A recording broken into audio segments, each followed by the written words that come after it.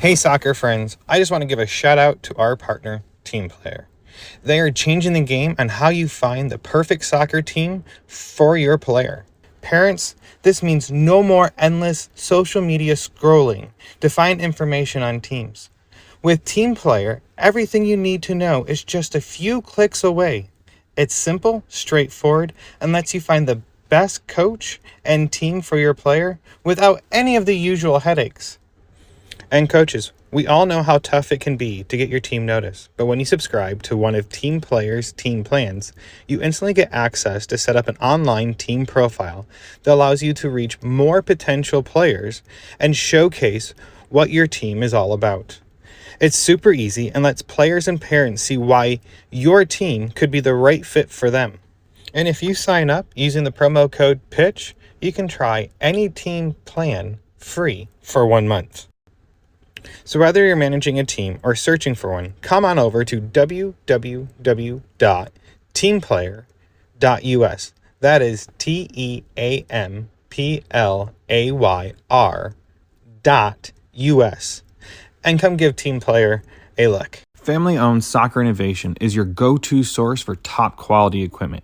Whether you're a player, a supportive family member, or a dedicated coach, they have everything you need to elevate your game. For players, their innovative equipment are designed to boost your skills and performance on the pitch. From their agility cones to their portable goals, they have you covered. And family members, they offer durable equipment that's built to last because we know your support is critical to your player. Coaches, trust me, they can provide the equipment you need to run effective training sessions and shape the next generation of soccer players. Visit Soccer Innovations at soccerinnovations.com to start elevating your game with them. And if you use the code PITCH, PITCH, you can receive up to 10% off your next order.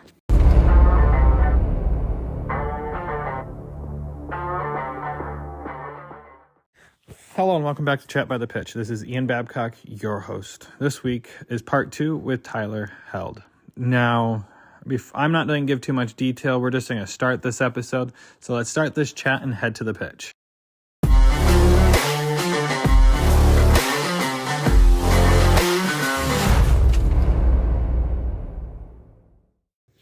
Disclaimer. This podcast provides informational content only and does not replace professional mental health services, diagnosis, or treatment.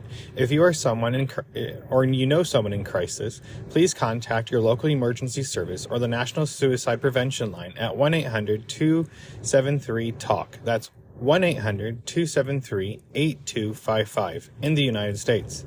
The host and the guest are not responsible for outcomes of actions taken based on information discussed. Listeners' discretion is advised, and we encourage seeking appropriate professional assistance for mental health concerns. Expectation of players, and how do you advise parents to have conversations with their players when their coaches demand such a high level of not perfection, but doing their best? Like, the coaches know the players as well as we know our players. We just know their body language better or things along that line than their coaches. But their coaches might yell at them, and the players internalize their coaches yelling at them because they aren't pleasing their coach now, and now they feel like a failure. But at the end of the day, most coaches they're on the pitch, they are this fire breathing dragon. Then once you get off the pitch, practice training's done, games are done, they are the most softest teddy bear in the world. But how do we teach our kids that their coaches demand this from them and it's okay to fail then? Or how do we change the culture of this then? Because I know it stems from the parents and parents have to demand it, but at the end of the day, every parent wants that Gucci athlete that they can wear on their shoulder on their Facebook, Instagram, or whatever it may be, showing how great their kid is. But in reality, their kid is shriveled up inside with no confidence or severe anxiety or whatever it may be. I don't know how to ask the question I'm trying to get to. I think I'm on track with you. And the first thing that I'm going to say that, again, maybe is an unpopular opinion, but I believe that the first question every parent should be asking as soon as their kid gets in a car after a practice, after a game, is, did you have fun? Right? Because that opens up the door of like, hey, I actually didn't have as much fun today because my coach was doing this thing and it just wasn't working for me, and a lot of anxiety resulted, right? Not that a 9-year-old's going to be able to articulate that as well, but at least give them the space to be open about how the pressure from the coach is affecting them. And then the second thing that I would talk about, just from a basic mental skills training perspective, is how engaged are you or is your athlete in goal setting, and what type of goals are you setting? So, when I talk about goal setting, there are three different layers of goals. Outcome goals. We want to go win this game today. We want to score X amount of goals, like, get X amount of like this is the outcome of what we're doing. There's performance goals. So the easiest example of performance goals is like if you're trying to run a 100-meter dash, what time are you clocking in? That is a performance, right? Because you could still be sixth place and increase your time by a second. So it's not really an outcome, it's your performance. And then there's process goals. It's, what are you actually doing and working on? And so where that coach's criticism might come in is in regard to process goals, right?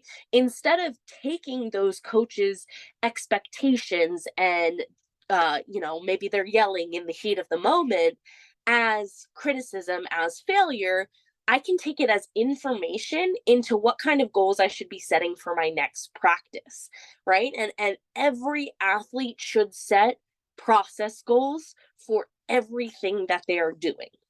The difference between the athlete that practices, let's say, 6 hours a week and sees improvement versus the athlete that practices 10 hours a week and doesn't seek improvement is deliberate practice, right? Deliberate practice requires feedback.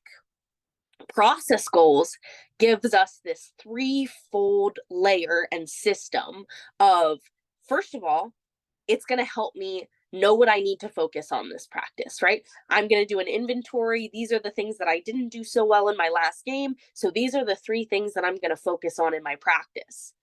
Fast forward to in practice, that helps me with this mindfulness thing that we've been talking about, because if I feel my thoughts start to wander or I feel myself start to get too emotional, I can go back into really task focused process goals that I'm completely in control of. And then when I'm sitting in the car with my dad, I can talk about, here's the 3 process goals that I set for myself. Here's the ways that I was successful in them. And here's the ways that maybe I needed to work a little bit harder. And it takes it away from being this like, I don't know with my performance, into a really systematic approach to, the things that we think about, the conversations that we have, and the way that we react to pressure coming from teammates, other parents, our coaches, anything else, because that really boils down to, you know what? My coach was upset, but that's something that I need to work on. Maybe I need to set some goals for this. And how can I make those goals really specific instead of just, I need to get better, I need to get better? Like, what do you need to do to get better? I really like that because you mentioned practicing with a purpose. I think many coaches have really good intention, and this is a conversation that I've learned, is that your practices should be, when I actually coached Landon for about a year and a half. And that was one of the things that was heavily talked about when you got your coaching licenses, was going to practice with a game plan, going in. But I never really thought about it as an athlete, because the athletes need the same thing, set their own expectations. Being a coach, like, you go in and you have your goals that you have lined up. I want to see this type of movement in practice. I want to see them getting this down. But as an athlete, I didn't think, tells you, one track mind here. You think of it only on your side of the equation. Now, that's amazing. And you talked about desired outcomes. So I interviewed a coach here, and he was telling me about how it is in Europe. And this might blow your mind how backwards we are here in the United States, or not shocked, depending on who's listening. So in the English Premier League, their academies, when they scrimmage, they don't keep scores. Well, If it's an in-house scrimmage, they don't keep score. What they're keeping score of is the tasks they have learned in practice, and if they're executing them. That's how they get points. It's not by yep. scoring a goal. The goal is the byproduct of actually achieving what you're training to do. So the score of the game doesn't matter. But were you able to execute a play, so to speak, or a motion, or whatever it may be in practice? And here in the United States, the winners do push-ups, the winners do nothing, and the losers do push-ups or jumping jacks or go do a sprint or something. And there it's, no, you guys didn't accomplish it. So the losing team now has to go execute it, go practice it for 10 minutes by themselves. You guys get a break because your team was able to execute what we were driven. It wasn't, they didn't want to go to the coach and ask what the score of the game was. Coach, did we earn a point by executing the overlap drill that we've been working on in our game? Because we scored a goal. And I think that's the different mindset, but now it goes back to having that, learning not to have that perfection mentality of having to execute it perfectly every time. It's about how you handle the mistake. Well, and then you're punishing the kid that maybe took everything to heart that they're supposed to practice on. And sometimes, like to your point with the squiggly line, sometimes you have to break down your skills to build them back up. So if I'm paying really mindful attention to something new that I'm learning in practice, it might come at a cost of goals, right? It might come at a cost of another skill, but that's how learning works, right? Part of my education is in motor learning and performance. And when we're learning something new, we have to pay a lot of mental energy and focus to it, right? I have to try really hard to execute that skill. And the goal is that when I do that enough times, it's going to come automatically to me in a game, right? That's mindfulness is also a lot of times associated with what we call a flow state. And a flow state is merging of action and awareness, right? You are just performing. You are just doing the things. And practice is supposed to be a space where we can slow down and make mistakes, because those mistakes are the feedback that help program our brain to do the right things in the high pressure circumstance. So when you've got this sort of, okay, we're going to put half the team against half the team and the loser's going to have to do push-ups. All right, the kid that made some mistakes because he was really working hard on something and trying hard, so he maybe went out of his peak performance state to build a skill, which by the way is what practice is supposed to be about. Now he's getting punished. And I think that is a really difficult thing to wrap your head around when you are just in the mindset of outcome goals, right? And I think my first couple of months of playing around with like working with clients and stuff like that, I was like, oh, you don't even need to have an outcome goal. But we do. We like to win. We like to win ribbons. We like to win medals. We like to win trophies. So now I have the approach of like, yeah, have the outcome goal, have the idea to win, but how are you breaking that down into smaller and manageable chunks? And when I talk about those process goals, I want people to be setting process goals not just from the technical perspective, but also the mental perspective, also the physical perspective. What do I need to do? That's all you can train: your body, your craft, and your mind. So, what can I do physically, mentally, and technically to get me closer to where I want to be as an athlete? And let me make my definition of an athlete so much deeper than someone that goes and wins. That takes a culture change to have that Yeah. mentality.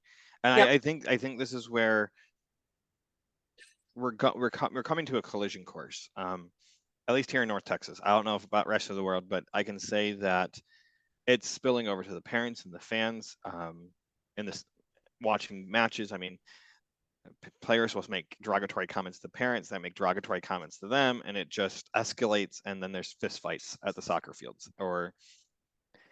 Or even better cases are with officials. Parents will make comments to the point that they're now threatening an official officiating the game, and now the game comes to a halt. And Yep. It blows my mind. Like, I will yell at a ref, but I also will approach the ref. Like I said the other day, yesterday at my son's game, it was I made a comment to him before the game. Go, what gets calls my way? Jokes or money? And he looks at me because I'm not even answering that one. But that's the thing. Like, you have to have an approach. And he walked by me later in the game and goes, yeah, you're really quiet. I go, I've been biting my tongue because I don't want to get kicked out. And because I also look at it as I have to be an example for my kid, and I struggle with that. Like, I'm wearing my FC Dallas hat today. We go to the professional team, and watch them play quite a bit. If I think there's a bad call, we are 3 rows up from the pitch, and I will yell. I won't curse, but I'll ask him, like, if he's blind or if he needs his fitness checked again, or if I'm wearing glasses that day, I'll ask him if he wants to wear my glasses. Or I know he can't hear me, but it makes me feel better. And we need to move away from that mentality as parents of our kids are always watching our behavior and watching how we talk. And yes, I'm at a professional match and I'm one of 20,000 people there, but my kid sees me acting this way. So when he's in his game, will it apply to him in the same way, or does he have enough distinguish ability to separate the two? Like, this is a pro match and this is a kids match. And I don't think kids really at any age understand the difference anymore. I think they can go to a pro match and act one way, and go to their game and act the same way. As a parent, I worry that this behavior of mine going to a pro match will affect him at his personal level matches, or me saying that's like, I don't yell about handballs unless it's blatantly obvious. I mean, like, if it's in the goal box and it results in a PK, or a certain, like, I'm getting to the point where I care more about the safety side of the game than I am about the other aspects that are fouls. It's funny because we are in a society now where they're struggling to get any official to do any sporting events, baseball, soccer, football. And now we are seeing the consequences of it by not having the higher grade officials on the pitch. And us as parents, goes back to that ego side of the conversation, is that we see our kids as these mini pro athletes out there, and really they're just kids. I don't care if they're 18 years old, they're still kids. If they don't have that professional contract under their belt, they're still kids. Even then, some of these players are kids, and our parent ego kicks in, saying that we expect X, Y, and Z from officials. But I can't imagine some of the pressure these kids have when you watch some of these parents of how they berate officials, how they berate their kids when they get in the car. And it comes back to culture and society. Like, some of these people are from soccer families from other side of the world, and their parents may be very vocal on referees, but when they get in the car, they aren't that way. And I, as a person, I will not. I'm getting better as a dad, of, instead of berating my kid, I start asking questions. Why did you do this? Like, what was your train of thought through this process? You did this wrong. It is, I saw you do this in the game. Why did you do this? Like, what was your train of thought in that moment? Do you remember? If not, it's okay. We can talk about something else. Versus saying you did this wrong, is to better understand, so you can ask the questions later to help build them back up. This actually came from a sports psychologist that actually talked about having conversations with questions versus statements when trying to build your player back up. The only time I do not ask questions is when he treats people poorly, if it's an official or a teammate. And the big one for us for a long time is how he talks. He yells at his teammates, but the yelling he's doing is not in a nice tone. Right. And he's not meaning like he's angry at him, but it could be taken wrong. As a parent of my child, I took it wrong. He goes, I'm not angry at them. I just want them to move up. I want them to do their role in the game. And and he gets frustrated, and then but he's no longer screams. He uses a more, I call it, he no longer uses his dad yelling voice, air quotes. He's using just a yelling voice. Yep. And then as an athlete, when he makes a mistake, we have tried to instill him. It's like mistakes happen. It's the recovery. But he has teammates, and we watch other teams that he plays against. If they make a mistake, the first thing these kids do is put their face in their hands. Yep. And there's still a game going on. And it's like, how do you, other than cheering on all the kids, how do you encourage parents to be more helpful with this on the sidelines? Because I know I'm taking a drastic switch here, but parents on the sideline can drastically affect the mood of the game. If you're down 4-0 and you're no longer, their parents aren't cheering for them anymore, the energy for the players isn't there. But then the mindset goes to the players. It's like, I'm making too many mistakes and we're losing because of my mistakes. Yeah, yeah. And I think that's like, kind of a twofold question. I think parents need to be able to supply their athletes with the coping skills to handle the mistakes in action, right? Whether that be from working one-on-one with a mental performance coach, having a mental performance coach come in and talk to the team about how to do that, or just making it a more acceptable thing, right? We call There's pre-performance routines and there's in-performance routines, and in-performance routines help us deal with those split second emotional reactions of like, hey, like I'm sitting with my hands and my face in my hands. Okay, the other team's gonna read that and they're gonna be like, great, like they're defeated. I'm going to start to attack because they can't cope with the failure that they're making. And so, like, pitchers will do something like take dirt off the mound and throw it on the ground and like physically wipe away the mistake. But to your point, soccer is much more of a go sport. And so I have like basically have encouraged my athletes that I work with to have a sort of process and have a sort of routine of like, let yourself have that split second frick moment, right? Let yourself feel the emotions for 1 to 3 seconds of like, oh, that sucks, because I'm not one to ever say we should suppress emotions. And then you immediately have to go and finish the movement, the play, the quarter, the half, whatever you're in, like you need to go finish because you don't have time for this right now. Like go finish. And then like let yourself off the hook, right? And that's where I think parents come into play, is like forgive the mistakes so that the players feel like they can actually get better and grow, and they don't just compound all this negative feeling, right? Because if I'm already upset that I made a mistake and I look over and my parent has a just horrible look on their face, like they're disappointed or they're angry at me, even worse, how am I supposed to bring my attention back to the game?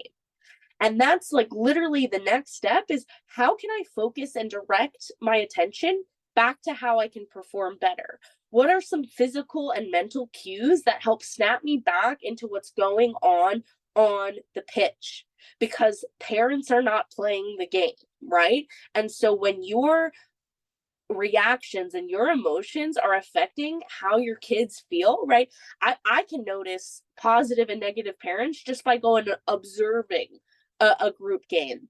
And it's really simple. A kid will make a mistake and they'll look to their parents to see the reaction, right? They're looking to see how they should feel about themselves based on what their parent is doing on the sidelines.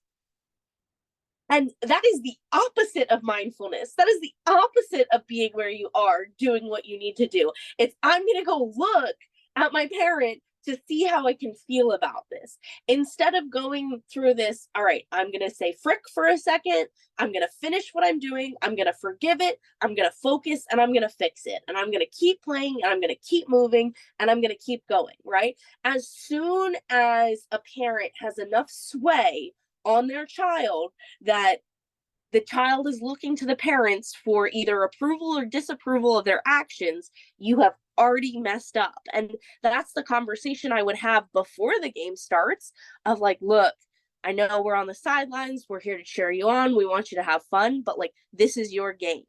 You got to keep your head on the pitch, right? And if my child looks over to me, I'm going to mouth, head on the pitch, head on the pitch, head on the, like, yeah, I'm not playing the game, right? I'm just a parent. I'm observing.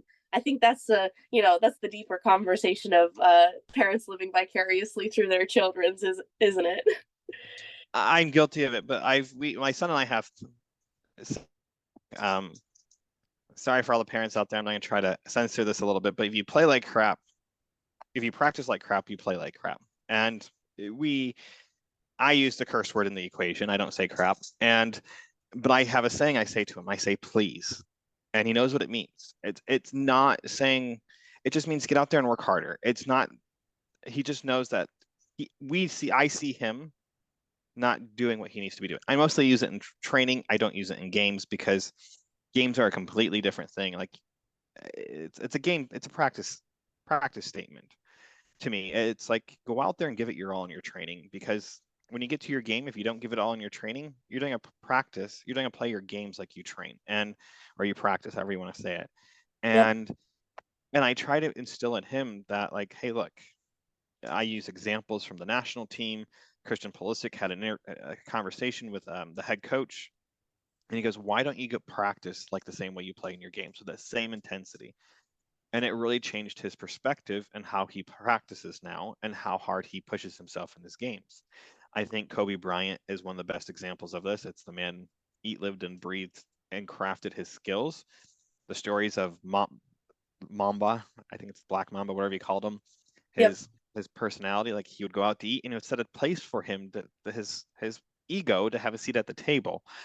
And I'm like, I don't know if it's true or not, or it was just his way of saying like, it's part of me, but it's not who I am. It's with me everywhere I go. But this is the same man that would get up at 5 o'clock in the morning and go shoot 3,000 shots before he goes practices for the day. And I use Cristiano Ronaldo. I think as much as I talked about him having ego, he also, the other side of the ego equation for him, he just won the largest national European, it's the championship league, and which is clubs from all over Europe competing in a league, and his team won it. And someone asked him about his Cristiano Ronaldo, what was he doing the next day, or what was his plan the next day? He was getting up at 4 a.m. to go start working out.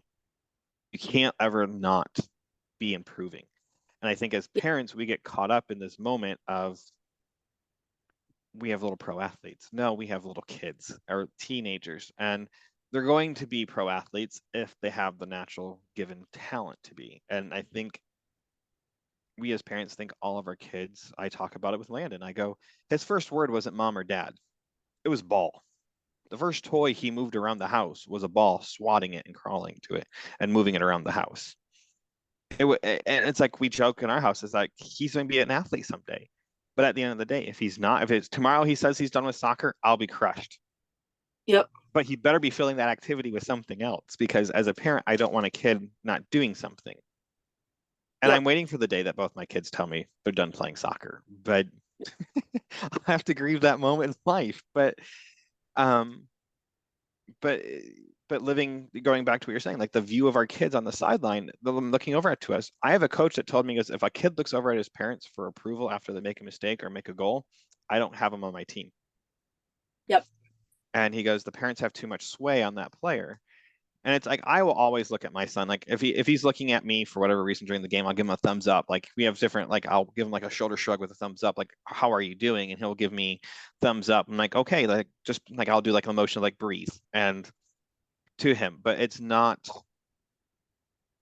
to say like that he's looking for approval. It was, I think I just caught his eye and he's looking at me and I give him a thumbs up. It's because a good soccer player should always be scanning, but if he catches my eye in a down moment, but it's like, I don't know. It's like, as a parent, I worry about him on the pitch where he's mentally at now. It's not so much technically or physically at, it is where he's at mentally, because I think we're coming to the age of mindfulness and mental toughness is becoming the more important in his soccer journey versus the athletic side.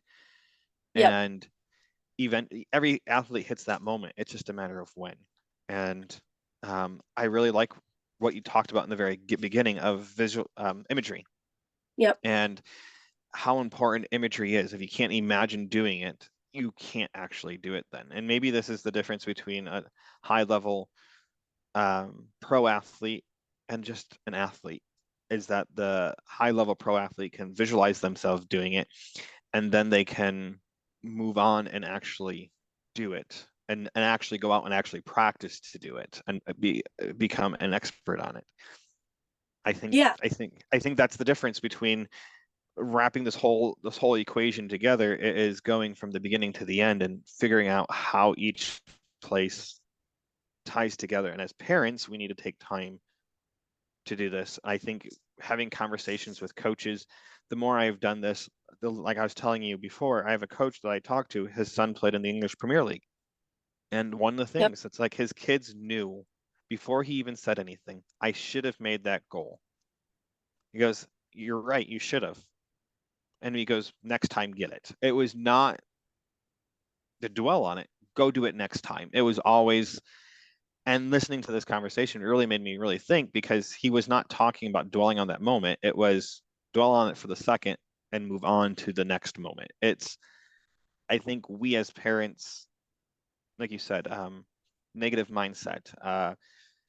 We as people, as society, you talked about it, it is remember pain than more than positive things. There's some pain that I'll never understand, like giving birth, and moms forget that moment of giving birth. But like getting an injury, banging your hand or burning your finger, you'll always remember. And Right. those are the moments that, or getting a broken arm or cut, you remember those moments. But that winning that one goal, having that great goal my son had yesterday, he might not remember that in a year from now, maybe 2 years from now. It would just be part of who he is. But he'll remember him having an emotional breakdown in the middle of the game more than the goal. Yeah. And I'm glad like that you kind of you brought up Kobe Bryant, and it's so funny to use these elite athletes as our recipe for success, right?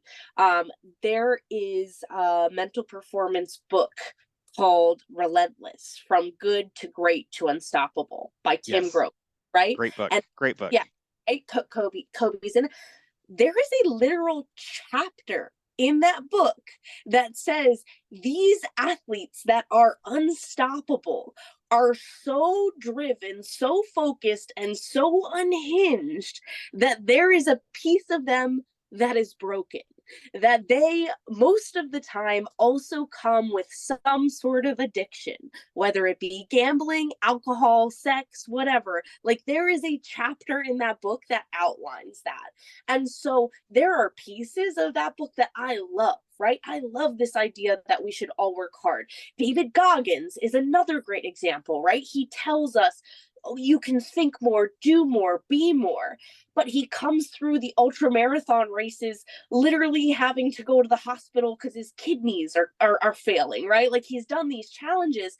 And so, again, going back to that cultural shift, success at what cost, right? Right. What and when you're thinking of your 9-year-old and the pressure that you're putting on them, do you want them to have that pressure that feels like, okay, yes, to succeed, you have to work so hard that you put yourself in the hospital, or you have to stress yourself out so much that you need an outlet like gambling or drugs or alcohol to feel normal and to feel full. And that's, again, my personal kind of input and outlook on the world is that you have to really determine what success means to you.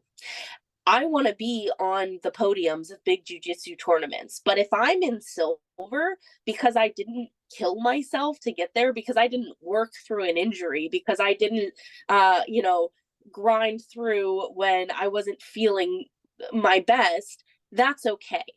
There is a line between elite performance and wellness that you have to cross. And if you're making that sacrifice at 9 years old, what is that kid going to look like when they're 50? Right? If you're already pushing through a sprained ankle and like being like, oh, like this effort above all else, we're just going to keep working through, we're going to keep working through, like you can only work through so many injuries before your body legitimately stops working. And so again, I think there's levels and there's layers to it of, yeah, it's great to aspire to be wonderful, but just know that the cost of success from societal athletic terms isn't always what it's cracked up to be. There's an amazing documentary that Michael Phelps put together called The Weight of Gold that talks about all of the mental pressures that athletes go through with little bits of salaries and injuries and stuff like that. Another great book is Little Girls in Pretty Boxes, and it's about gymnasts and ice skaters and the things that they go through. And it's like literally like 10-year-old girls getting paralyzed, and it really opens your eyes, right? As a human being, I don't have kids, right? As a human being, when I think of putting my kid in under so much pressure to perform and work through injury that they might make a mistake that paralyzes them forever, like, whoa, let's like check ourselves there. But that's just, again, that's a whole bigger overarching conversation that we need to have as a society and that we need to have as parents of like, okay, like, am I checking in on my kids' mental health as much as I'm checking in on their performance, right? How did their bad performance affect them today? Do they think less of themselves because of what happened in a game? And you can boil it back down to the mental skills of confidence, right? Does your kid have confidence to go play in a game, to go play their best, and feel like they can do that with a healthy, adaptive mindset? One of my favorite quotes. I always use the term competence with confidence, right? Like if you're not competent in what you're doing, why should you be competent? And that really comes from my background with equestrian sports because it's a legitimately dangerous sport, right? I work with eventers and there's these big solid fences and people legitimately die over those fences, right? And so to me, if you're not competent, why be confident? Same thing with the gymnasts I work with. If you're not competent in doing a double back handspring to a backflip, why should you be confident? And I actually stumbled upon a quote from another mental performance coach that sort of solidifies that. And he said, one of the biggest errors we have made in elite sports is we use the word confident when we actually mean competent. I can't sing. I'm not competent at singing. Put 6 beers in me at a karaoke bar, and now I'm confident, but I'm still terrible at singing, right? Like it doesn't change. Confidence doesn't change your skills and your abilities. And that kind of goes full circle back to, being oriented towards the task. It really reinforces the skills and the abilities. And it's not hating yourself for the skills and abilities that aren't there yet. It's getting excited about building them for the future. Right.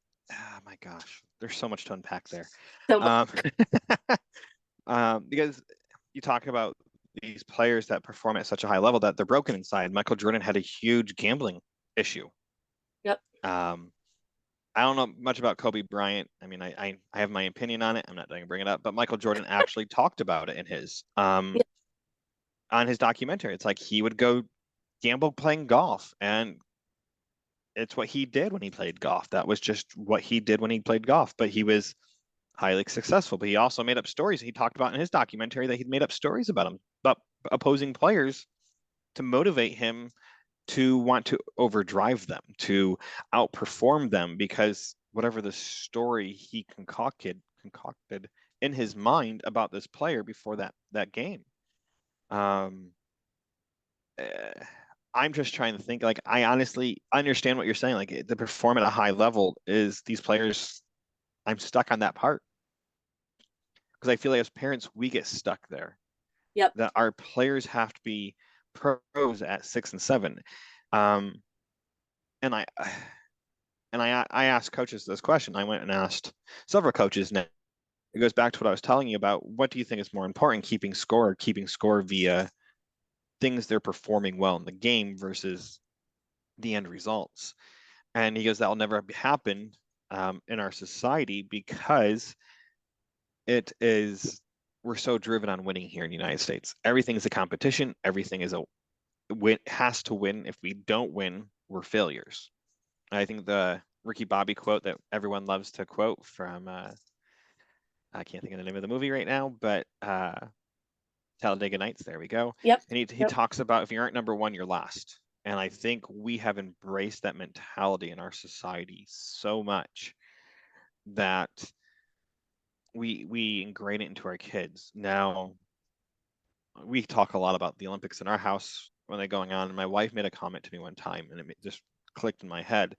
She goes, if you got bronze in the Olympics and you're not happy, I think there's something might be slightly wrong with you, because I'm paraphrasing what she's saying. You're third best in the whole world in this one event in that 4-year gap.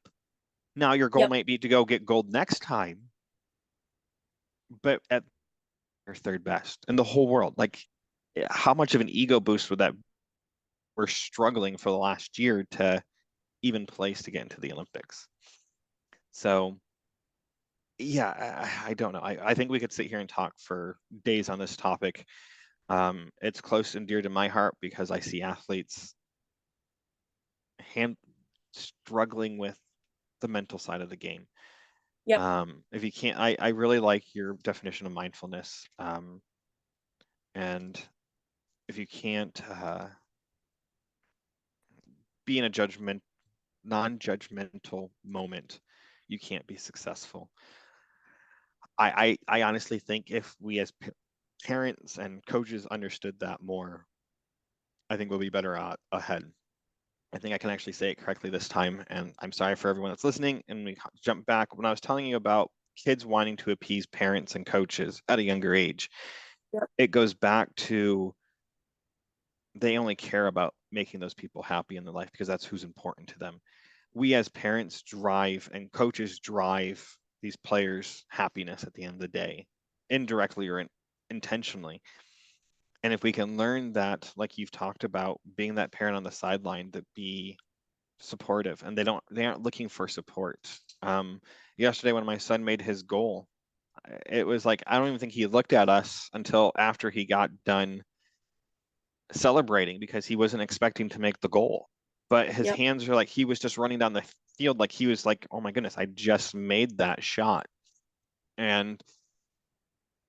But then he looked over at us and we're like giving him thumbs up. But I think we as parents dictate all of this for our players, especially at a young age. And if we can do the things you talked about, help teach that mindset, visualization, the imagery work that we need to be with our athletes, I think we'll get farther ahead.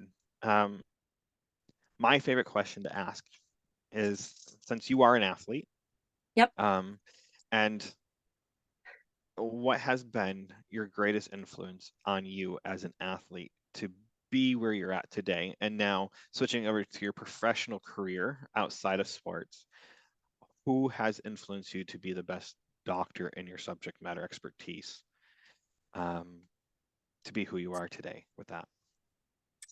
Yeah, so I would say that for like sports and honestly life in general, my dad has been such a huge influence. He is a business person, and I think he really, without even knowing it, praised the task oriented type stuff, right? The stuff that you're completely in control of. If you show up every day and work hard, the results will come.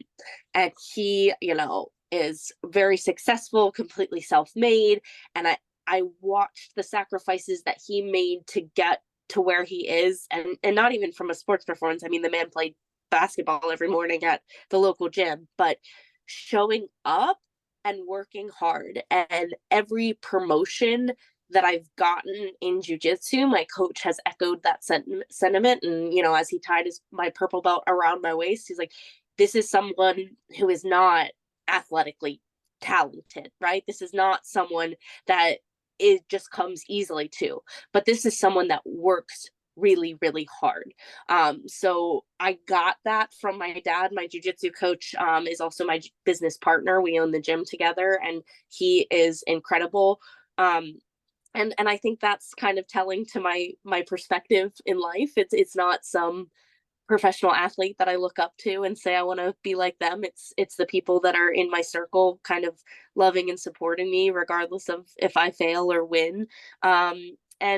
And that's my dream, is to stand on the world stage for jujitsu, having a gold medal around my neck and saying I didn't kill myself to get here, right? Because that's the traditional sport perspective. You have to kill yourself, you have to sacrifice. Yes, I embrace challenges. Yes, I work very hard. I spend about 20 hours in the gym working on myself, not even including teaching classes and stuff like that. And so I work hard, I show up, and I really let that shine through.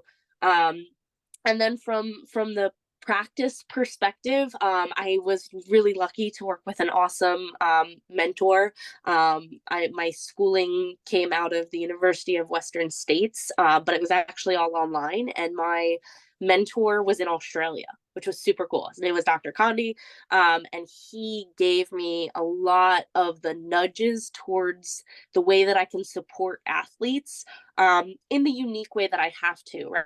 I do work with a lot of equestrian athletes. And so when I think about sports psychology in general, there's a lot of, getting control of your thoughts and working with rational versus irrational thoughts. And so when I was faced with an athlete that says, I'm afraid I'm going to die, and the rationality is, like that's a risk that comes with the sport, I've had to make a lot of adaptations in my practice. So he was wonderful. And then I read a lot of memoirs from athletes. I mean, if you want to go towards task-oriented athlete, John Wooden literally had his athletes like put on their socks in a certain way, right? What more can you be completely in control of? Like, I'm going to make sure they put on their socks correctly so that they don't get blisters. And I've read almost every like high performance book that there is. One of my favorites, and one of my most influential, is actually one that I read somewhat recently, and it's called The Inner Game of Tennis, but it's very applicable to all sports, and it really talks about how letting go of the need to win helps you open up, think, process, and do all the things that you need to do to be successful. So those are some of my takes on that.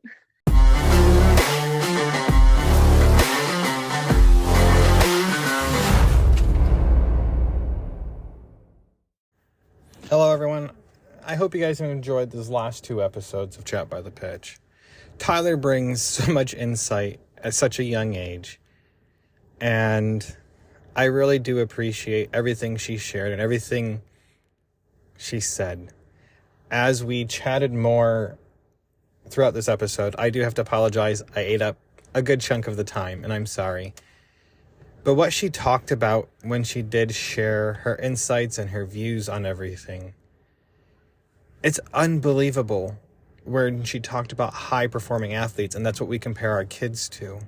We aren't comparing our kids to themselves or realistic role models for them.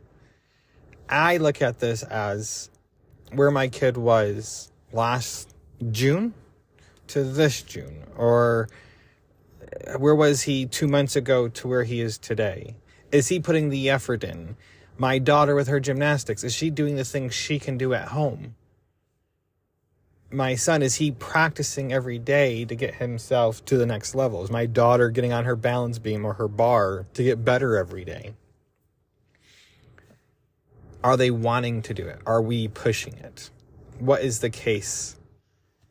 And as we look at our players, our behavior, I talked about myself with my son and my antics and celebrating the great moments, encouraging when he's low, and trying to help him be the best Landon, or my daughter, the best Thea, each one of them the best they can be, and not comparing them to other kids, because every kid grows at a different rate. Every player has their own struggles. And if we can teach them to be stronger mentally and teach them to be not just a good person on the pitch, but off the pitch, and these life skills of building mental toughness and giving them the chance to visualize what is going on is so important for them to grow, not just with school. She talked about that being able to see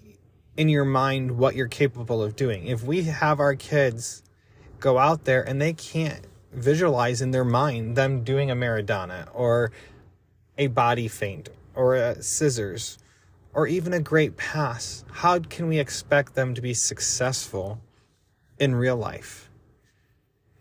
Using the visualization technique of going through a game or going through moments, and it's okay to have failure, and teaching that it's okay to have failure. As we progress our players, it's up to us to find what is the best avenue for them to grow.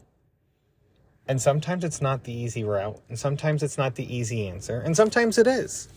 It is taking the moment and figuring out what is the best thing for our player to grow.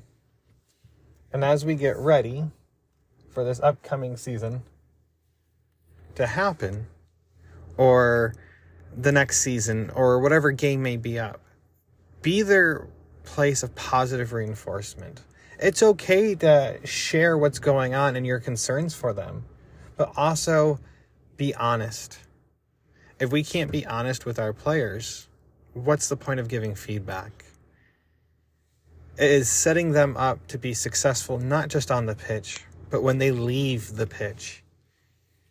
And they may never leave the pitch, but when they start a career or whatever it may be, that they can be successful. If they go off to college, or if they're in high school, being successful in high school and understanding that most people just want what's best for them. There's a lot of people rooting for our players. Let's remember that we are the influence that can make these changes and help build them up to be the next best player. If we just take the time. Hey everyone, if you guys have enjoyed this podcast, have enjoyed what I've been trying to do, the messages that I'm putting out there, please give me some ratings, some stars on all the podcast sites that you listen to this on. Give me a review, share this, share with others. The more I can make this grow, the more I can continue doing this.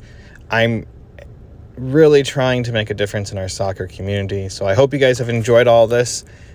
And until next time, I'll see you at the pitch.